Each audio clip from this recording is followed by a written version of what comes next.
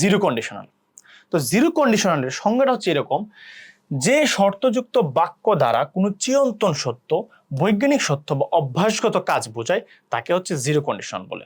এখান থেকে তুমি একটা বিষয় মাথায় রাখো, কি কি বোঝাবে? চিরন্তন সত্য মানে যেটা সব সময় সত্য হয়, এটা হচ্ছে কি চিরন্তন সত্য। আরেকটা বোঝাবে বৈজ্ঞানিক সত্য, মানে হচ্ছে কি সায়েন্টিফিক ফ্যাক্ট বোঝাবে।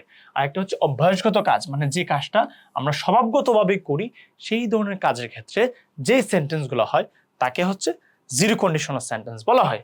এখানে আরেকটা সংজ্ঞা দেওয়া আছে, যদি তোমরা চাও এটা পড়ে নিতে পারো, সমস্যা নেই। আমি তোমাদের বোঝার স্বার্থে এই দুইটা সংজ্ঞা দিয়েছি। আচ্ছা, তারপরে জিরো কন্ডিশনাল সেন্টেন্সের আসা হচ্ছে কি স্ট্রাকচার। আমরা যে জিরো কন্ডিশনাল সেন্টেন্স লিখবো বা বিভিন্ন প্রশ্ন সমাধান করব, আমাদের একটা স্ট্রাকচার তো অবশ্যই মেনটেন করতে হবে, তাই না? আচ্ছা, আমি দিয়েছি এখানে দেখো, ইফ প্লাস প্রেজেন্ট ইনডিফিনিট, তারপরে কমা প্রেজেন্ট ইনডিফিনিট। কি দিলাম? If plus present indefinite comma present indefinite. তো এই সংজ্ঞা অনুযায়ী যদি আমরা যাই, তাহলে এখানে কয়েকটা এক্সাম্পল আমরা সলভ করতে পারি। ইফ ওয়াটার বয়েলস, যদি পানিকে ফোটাও, ইট টার্নস ইনটু স্টিম, এটা কি হয়ে যায়?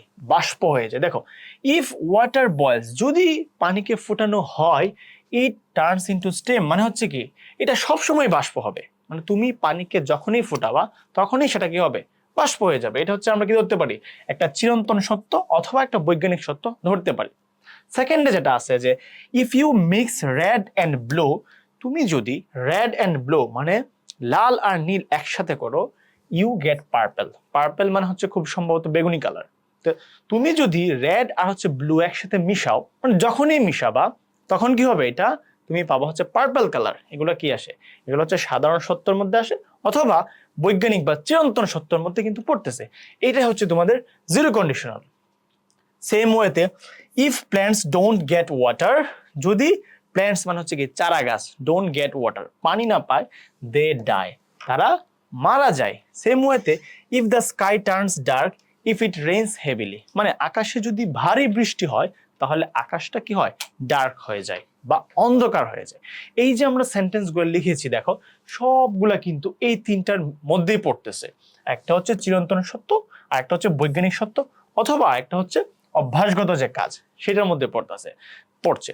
তার মানে আমাদের জিরো কন্ডিশনাল চিনতে খুব বেশি অসুবিধা হয় না। এবং এটার যে দুইটা পার্ট আছে, এই দুইটা পার্টে কিন্তু কি হয়? ইট টার্নস, ওয়াটার বয়েলস, হ্যাঁ, মিক্স, তারপর হচ্ছে get purple, if you plants don't get water, হ্যাঁ, এই যে অংশগুলো আছে সবগুলো কিন্তু কি প্রেজেন্ট ইনডিফিনিটের মধ্যে পড়ছে।